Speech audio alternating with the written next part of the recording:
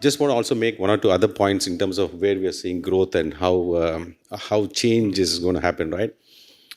Just as ETFs generically are growing across a few markets, China leading here, we see alternate investments in a lot of countries, but particularly I would like to mention India, AIFs as it's called, growing really significantly well, right? Which is another good thematic that is aiding growth in Asia. The third one is linked to the growing wealthy population and the wealth, ultra high net worth individuals, and this is linked to the family offices. It's quite popular now, and it's public knowledge that Singapore has essentially in the last 12 to 15 months seen the growth of family wealth offices from 400 to 700, almost double.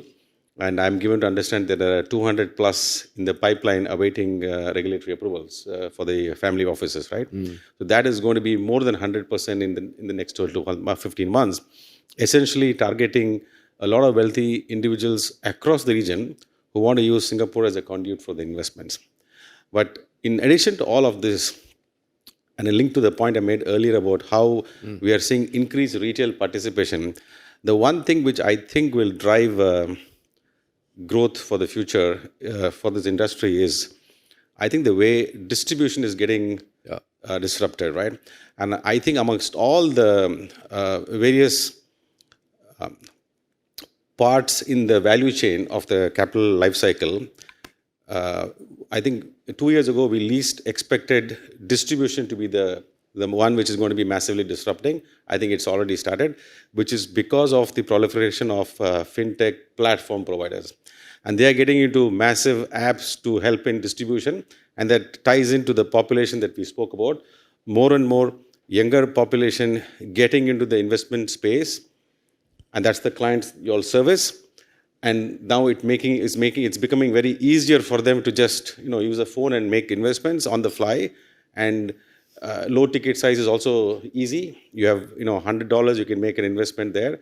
And I think that is massively changing the way things are working.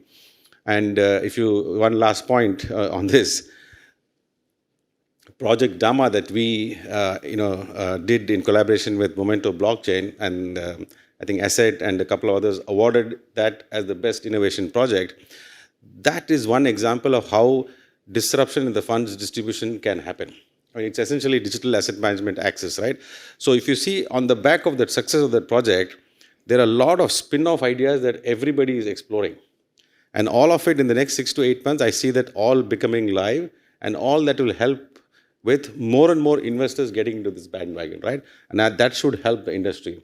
The challenge would be that everybody will demand alpha and returns. And the challenge on the other side is to make sure that they are able to provide them with the kind of returns that they want.